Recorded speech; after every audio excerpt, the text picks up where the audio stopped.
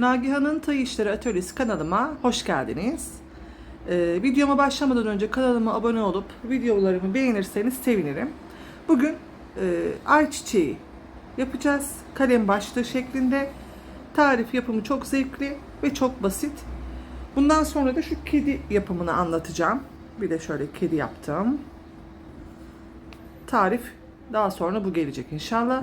Şimdi bu ayçiçeği yapımı için gerekli malzemelerim neler? Ona geçelim. Kahverengi bir ip elinizde olan kullanabilirsiniz. Ben biraz koyu ama açık tonda olabilir. Sarı bir ip, yalnız çok ince olmasın ipiniz. Daha tok duruyor. Kalın. Benim şöyle bir ihracat fazlası ipler bulmuştum ben.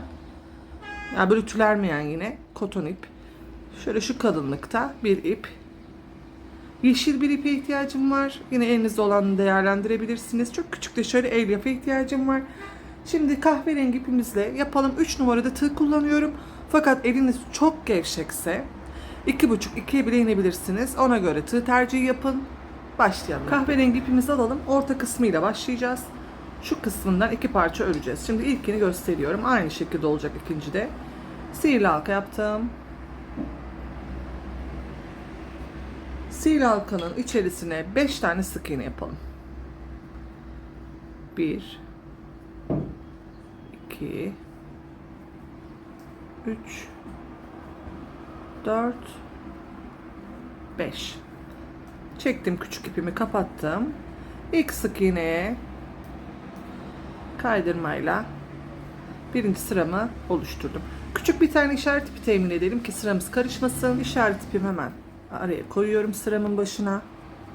İkinci sırada tüm yapmış olduğum sık iğnelerin, bu 5 tane sık iğnenin hepsine çift batıyorum. Birinciye çift battım. İkinci sık iğneme çift batıyorum. Biraz renk koyu göremeyebilirsiniz. Hani o arkadaşlar için kenara not düşüyorum. Üçüncüye çift battım. Dördüncüye çift battım. Ve en son 5. sık iğnemi de çift batarak ikinci sıramda 10 tane sık iğne elde etmiş oldum.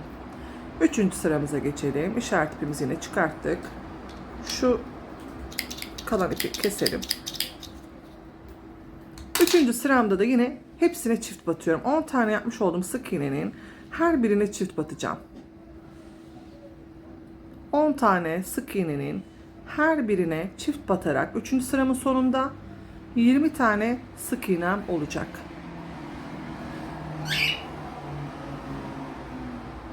Sıra sonuna kadar hepsine çift batalım. 3. sıramızda zaten son sıramız. Bundan 2 parça örelim. Birinci sıramız 5 sık iğne, ikinci sıramız 5 çift, yani hepsine çift 10 sık iğne. 3. sıramızda da 10, hepsine çift battım 10 sık iğnenin 20 tane sık iğnemiz olacak. 2 parça bu şekilde örelim. Evet, bitirdik. İpimizi bakın en son sırada bitirdiğimde direkt yandaki sık iğneye batıp CC ile sıramı kapattım. İlkinde ipimi kestim, ikinci de kesmiyorum. Çünkü ikisini birleştireceğiz. Diğer ipimi de aldım. Pardon, parçamı. İkisini şöyle iç içleri üst üste gelecek şekilde, dışları dışa bakıyor. Yani temiz kısmı. Bu şekilde monte edeceğiz. 20'şer tane sık iğnemiz kalmıştı. Bu 20 tane sık iğneyi kaçırmadan yan yana. Bakın şimdi. İlk sık iğneme battım. Bakın bunun sık iğnesine batıp karşıda denk gelen parçanın da onda şu arka kanadı alıyorum, bakın. Göstereceğim tekrar. Şimdi bir tane bir sabitleyelim. Buna direkt battım. Bu ön parçanın, yani diğer arka parçanın pardon, şu kanadını alıyorum. Ön kanadını alıyorum. Direkt de yapabilirsiniz zorlanırsanız. Şimdi sıradaki sık iğne ve bunun sıradaki sık iğnesinin arka lobunu alarak 20 tane sık iğnemin olması çok önemli. Çünkü yapacağımız o sarı kısım denk gelmez. Şimdi bunu yaptık, gene sıradakini. Bakın şu şekilde bir görüntü oluyor. Ama hani zorlanırsanız direkt sık iğneye de batabilirsiniz. Arka lobunu almadan bir sıkıntı olmaz. Bu şekilde 20 tane sık iğneyi birleştireceğiz ama Şuraya kadar gelelim. İçerisini bir doldurup orayı da göstereyim kapatmayı. Evet, bakın biraz kaldı. Boşluk bıraktım. Orayı içerisini doldurup öyle devam edeceğiz. Çok küçük. Çok böyle orasının tepeleme gene yapmayın burada. Çünkü çok böyle olur. Şiş olur. Yeterli derecede hafif dolduruyorum içerisine.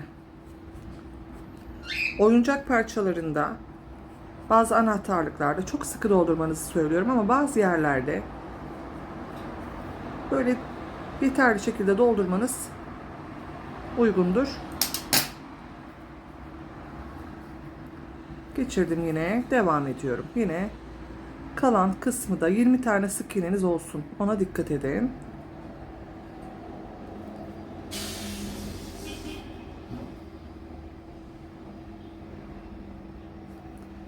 Ve son yere de batıyorum.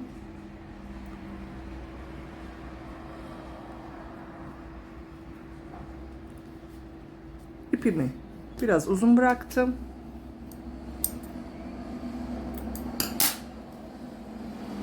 Orta kısmını bitirdik. Şurayı düzeltmek için hemen yandaki sık iğneye battım. İpimi çektim içeri doğru. Bakın arka loblara battım dediğim yer şurası. Oraya değil de şu ön kısmı, zaten elinize aldığınızda düzgün tarafını göreceksiniz. O kısımdan başlayacağız çiçekleri yapmaya. Yani orası önde kalacak. Bu ipi de içeriden şöyle çekerek gizliyorum. Hemen şöyle sık iğnelerin arasından geçerek, bakın şunun içinden ipimi geçirdiğimde düğüm oluyor. Onu çekiyorum ve ileriden ipimin olduğu kısma tığımla geçip çekerek ipimi artık kökünden kesebilirim. Orta tabanımız oluştu. Şimdi sarı ipimizi alalım. Ayçiçeğin sarı kısmını yapacağız. Sarı ipimizi yine monteliyoruz tığımıza. Burada ipinizi, bunu hatta biraz daha uzun bırakın. Daha rahat içeride gizlersiniz. Şimdi herhangi bir yerden başlıyoruz. Buraya monte ettik. 4 tane zincir çekiyorum. 1, 2, 3, 4. 2 kere doladım tığıma. Aynı boşluğa, bakın bu 4 zincir çektiğim yerin boşluğuna battım. İpimi geçirdim. 2 kere aldım. 2 kere daha aldım. Yani 2 tane ilmeğin içinden geçtim ve son kalan 2 ilmeğimi de topladım. Yani üçlü trabzan yaptığımı düşünün. Şimdi yine 2 kere doladım. Yine aynı boşluktayım. Yine 2 kere yukarı çıkıyorum. Yani şu 2 tane ilmeği alıyorum. 3 kere de çıktım. Şimdi 4 zincir. 1, 2, 3, 4. Aynı boşluğun dibine battım. Ve buraya monte ettim. Birinci parçamız oluştu. Şimdi bir tane atlıyorum sık iğne. Bir yanına geçiyorum. Arada bir boşluk kalacak şekilde. Buraya yine sabitledim tığımı. 4 zincir çekiyorum. 1, 2, 3, 4. Yine 2 kere doladım. Aynı boşluğa battım. 2 ilmeği içinden geçtim. Diğer 2'yi de geçtim ve son kalan 2 ilmeğimi yine topladım. 2 kere doladım. Yine aynı boşluktayım. Yine 3 kere de yukarı çıkıyorum. Yani burada toplamda çektiğimiz zincirlerle birlikte 4 tane sapımız olduğunu düşünün. 4 zincir çekiyorum. 1, 2, 3, 4. Yine aynı boşluğa, aynı yere ipimi sabitliyorum.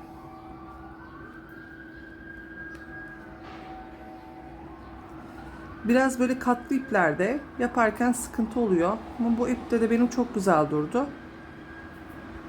O yüzden örürken biraz sık örüyorum. Şurayı bir daha bir yapayım. Evet. Bir tane atlayacağız yine. Yanındakine geçtik, sabitledik. Yine 4 zincir.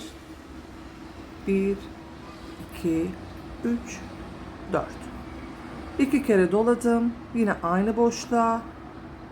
Yine ne yapıyorduk? 3 kere de yukarı çıkıyorduk. Yine 2 kere doladım. Yine aynı boşluğa.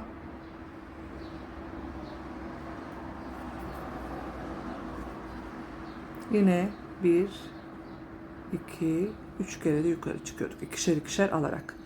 1, 2, 3, 4 zincir çekiyorduk. Aynı boşluğa yine batıp buraya bir sık iğne. Evet, bu şekilde 10 tane dalımız olacak. Dal diyorum şu teklerini, öyle anlatayım. 10 tane olacak. Arada birer tane bırakıyoruz. Sıra sonuna kadar gelelim. İpimizde nasıl temizliyoruz ve nasıl bitiş yapıyoruz onu da göstereceğim. Evet, 1, 2, 3, 4, 5, 6, 7, 8, 9, 10 tane dalım oldu. Şimdi ne yapıyorum? Bu yaptığım ilk yerin hemen dibine, yani onun dibine değil de bir yanındaki sık iğneye batıyorum. İpimi buraya monte ettim. Böyle uzunca bırakıyorum biraz gizlemek için. Ben biraz hafif ütü sürüyorum buna bittikten sonra. Daha böyle güzel tok oluyor. Hemen ipimi kestim. İpiniz dediğim gibi şu sarı kısmını biraz tok bir iple yapın. Yani çok ince iple yapmayın. Mesela Alize Cotton Gold'la olabilir. Onda da güzel olur. Benim biraz daha böyle tok bir ip, daha sert bir ip. Şöyle hem tülermeyen bir ip. Bu ihracat fazlası iplerde hep var. Marka sanırım etiketlerini yırtmışım. Ben onu bulursam açıklamalar kısmına yine atarım. Şimdi nasıl gizleyeceğim? Bakın 2 tane ilk ipimle diğer ipim demiştim çok kısa bırakmayın diye. Çünkü ipler küçük küçük kalıyor içinde. Şimdi öncelikle şu sarı kısma dibinden kahverengi yerde düğüm atmıyorum. Şu sarı kısımdan şöyle bir düğümümü attım. İpimi şu ileriden çıkartıyorum. Yine neredeyse ipim oradan, bakın birazcık daha şu sarı kısımdan almaya çalışın. Çekiyorum içeri doğru.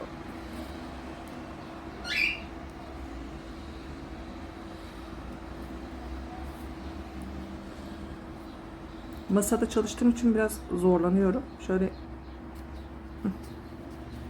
buradan da şöyle artık kesebilirim. Çekin ipinizi. Eğer böyle ipleriniz şey olursa tığ veya iğne yardımıyla elyafınızda çıkma olursa onları gene içerisine ittirin. Şöyle hafif oynatıyorum. Bunu da aynı şekilde gizleyeceğim. Bakın hiç belli olmadı. Sarı kısımdan düğüm atıp kahverengiyle içinden ileriden içinden alacağım ipi. İpin dibinden çıkmaya çalışın. Diğerini de gizleyelim. Şimdi yeşil ipinizi alalım.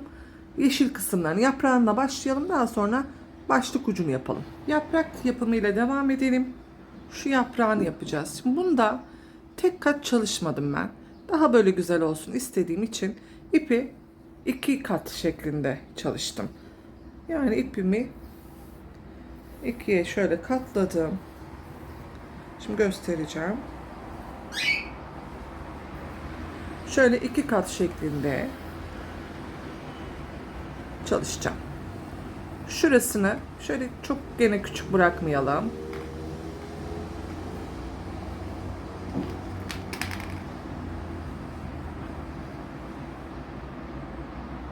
Dokuz zincir çekiyoruz. 1, 2, 3, 4, 5, 6, 7, 8, 9. Hemen dönüyorum. İlk sık iğneye bir tane sık iğne yapıyorum. Doladığım yandaki zincirime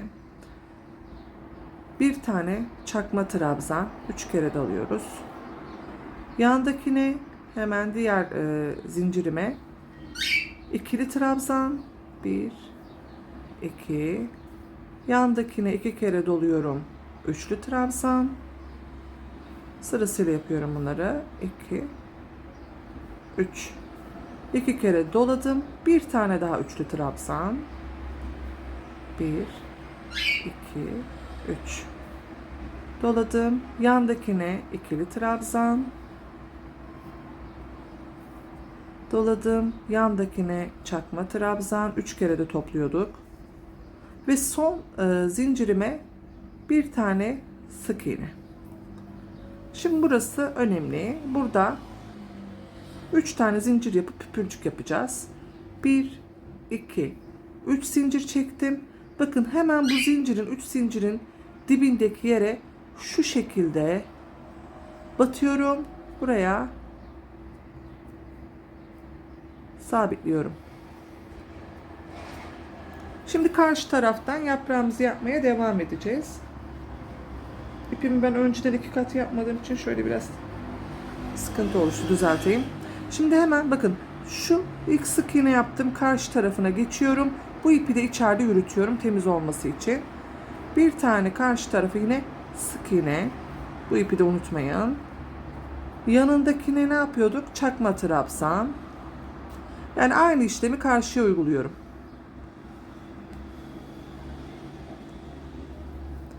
Hemen ikili trabzanın karşısına yine ikili trabzan. 1, 2. 2 kere doluyorum. Üçlü trabzanımın karşısına üçlü trabzan. 1, 2, 3 kere de çıkıyorduk. Yine yanına bir tane daha üçlü trabzan. 2 kere doladım ipimi. 1, 2, 3. Bir kere doluyorum. Yandakine ikili trabzan. Ben tekrar anlatacağım. Doladım. Yanındakine bu ipimi yine yürütüyorum. Çakma trabzan. Burada artık ipimizi bırakalım, dibinden kesebiliriz. Ve en sona sık iğnemi yapıp bitiriyorum yaprağımı. Bu şekilde. Bu ipimizi de şöyle uzun bırakalım.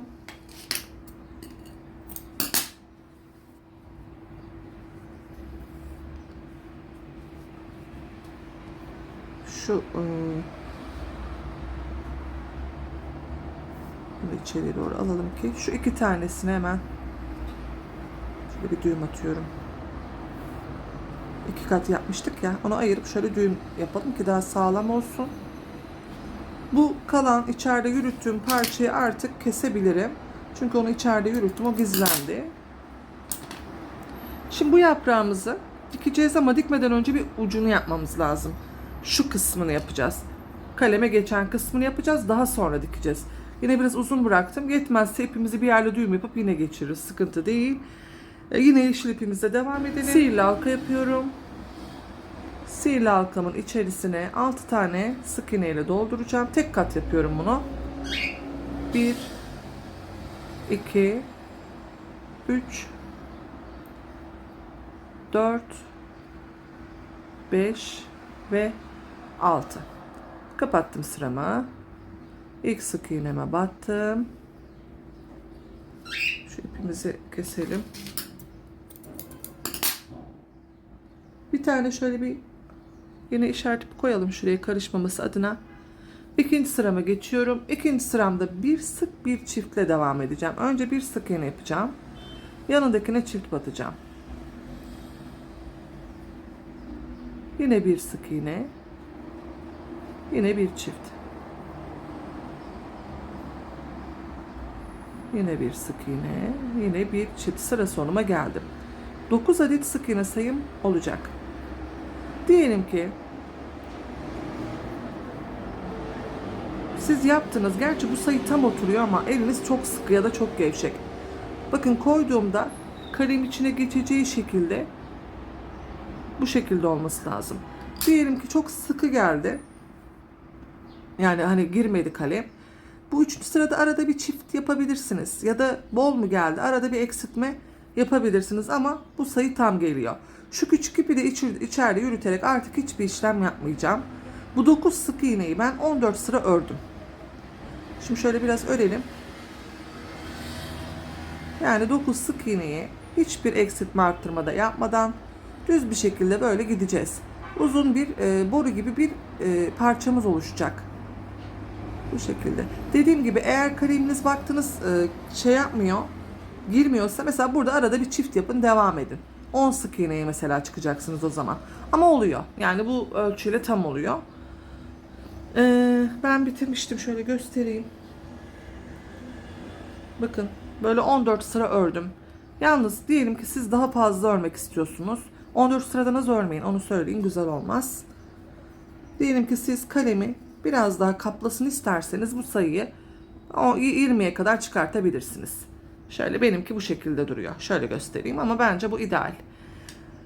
Bunu 14 sıra ördükten sonra ne yapıyorduk biz bu yanların son görüntünün düzgün olması için? Bir yandaki sık iğneye hemen batıyorduk. Şöyle kaydırma yapıyorduk. Ve bu ipimizi bu şekilde kestim ben. İçeri doğru geçirip şöyle bir sıkılaştırıyorduk. Bakın bu benim yaptığım tam ölçü oluyor. Yani kare kalem, tükenmeze hepsine girdi. Ben denedim. Şu şekilde oluyor. Şimdi bunu kaleminize geçirmeden önce şurayı bir göstereyim. Pardon. İğnemizi geçirelim. Bunu ben içeriden küçük küçük yürüttüm. Ama burada da kesebilirsiniz. Hani içeride yürütüp. Ama bu işlemi yaparsanız daha böyle hani ipinizde gözükmeler olmaz. Ama minik minik gidin. İpiniz gözükmesin. Yukarı doğru çıkın. Ve çok çekmeden. Yani şöyle olması gereken kadar bol da bırakmayın. Yukarı doğru şöyle çıktım. İçeriden ipimi çıkarttım. İsterseniz burada kesebilirsiniz ipinizi. İsterseniz tekrar geçip yukarıdan devam edebilirsiniz. Ben ama şöyle minik minik yukarı doğru çıkarak oraya ay çiçeğimi monte ettim. Ama hani gözükmesin ipiniz, ona dikkat edin. Zaten kalemle birlikte dikeceğiz. Eğer öyle yapmazsanız zorlanırsınız. Evet bakın yukarı doğru çıktım. Belli de olmadı küçük aldığım için. Şurada şöyle büzüşme olduysa hafif çektirin. Kaleminizi geçirin.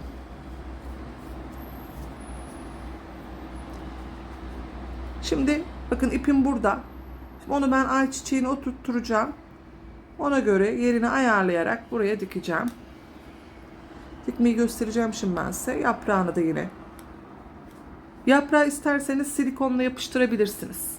Ama dikerseniz uzun ömürlü olur. Siz bilirsiniz. Hani dikmek zorlanırsa hemen silikonla ipi kesip buraya yapıştırabilirsiniz. Ama ayçiçeğini kesinlikle dikin. Dikerken şu şekilde olacak arkası. Ona göre monte edeceğiz şimdi. Eğer ipinizde gözükmeler varsa, benim şurada küçük kaldı. Hani başlangıçta onu böyle üstüne denk getirip burayı da kapatabilirsiniz. Şöyle bir daha bakayım. Sihirli halka yaptığım yerin hemen bakın altı. Orayı şöyle çakıştırdım. Ve bir kahverengi yere bir yeşil kısma batarak buraya çok da sıkmadan dikiyorum. Eğer kalem olmadan yaparsanız sıkıntı yaşarsınız. Kalemle dikmeye çalışın. Biraz zor olacaktır ama sonucu güzel oluyor. Şöyle. Sıkıntı yaşarsınız derken kaleminizin içerisinde kalacağı için bu parça daha sağlıklı olur. Hani aralarda büzülmeler olabilir o şekilde. Şurayı şöyle hemen bakın, eğer nereden çıktıysam gene oranın dibinden böyle çakıştırdığım yeri denk gelecek şekilde bir yeşil kısma batıyorum, bir kahverengi kısma. Buraya sıkıca dikeceğim.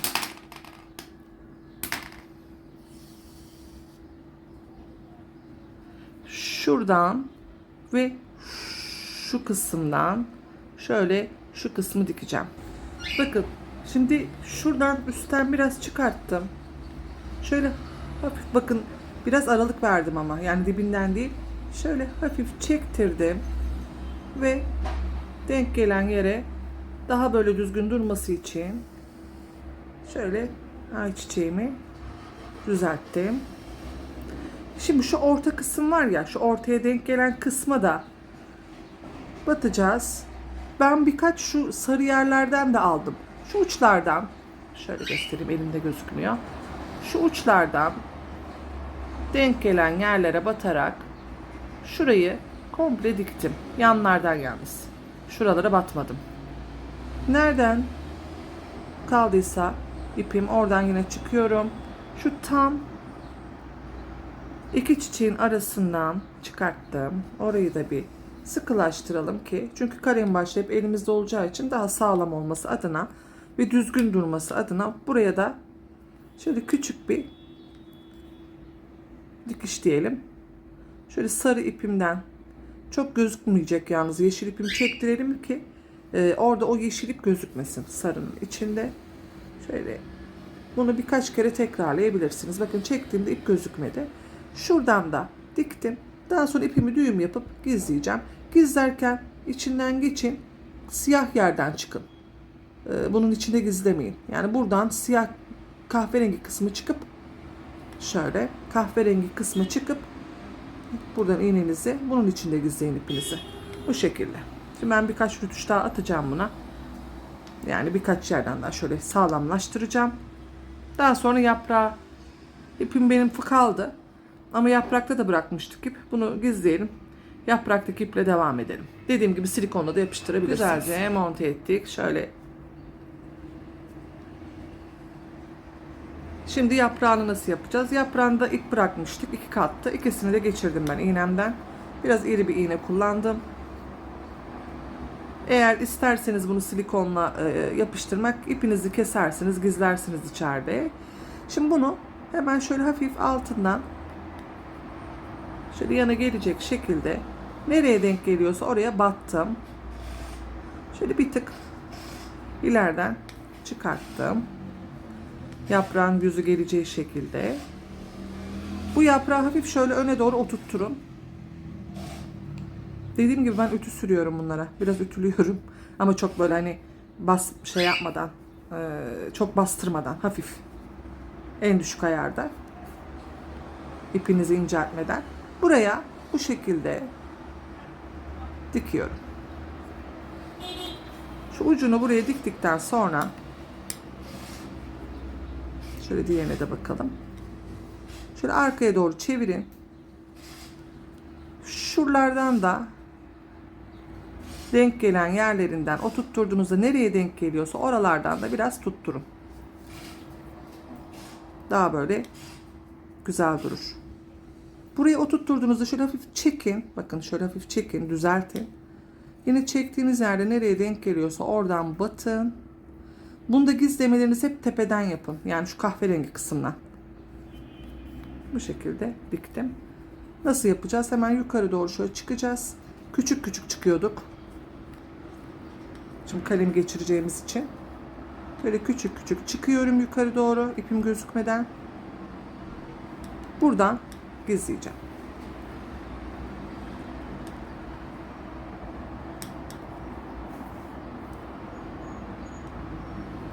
Bakın en tepeye doğru çıktım. Kahverenginin içinden şöyle girdim. Buradan ipimi düğüm yapıp gizleyeceğim. Kaleminizi şöyle iyice geçirin. Buraya bir düğüm atıyorum iğne yardımıyla. Daha sonra içerlerden geçirerek dikeceğim. Gizleyeceğim. Şöyle sıkıca düğüm attım. İğnenizi buradan ya da tığınızı da geçirebilirsiniz. Şöyle tığ yardımıyla da alabilirsiniz.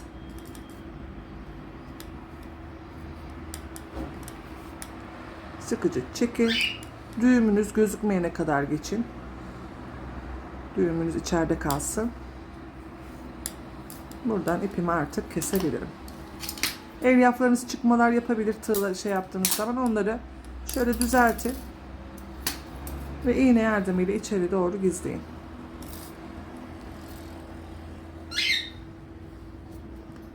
Şimdi ben size biraz şuraların ütü sürüp öyle göstereceğim. Yaprağını da diktik. Şöyle hafif şuralara şöyle ütü bastım. Basmasanız olur, elinize de düzeltseniz şöyle ipiniz toksa olur. Böyle hafiften şöyle bir ütü bastırdım. Dediğim gibi ipiniz kalınsa gerekmez de. Bu şekilde ayçiçeği kalem başlıklarımız bitti.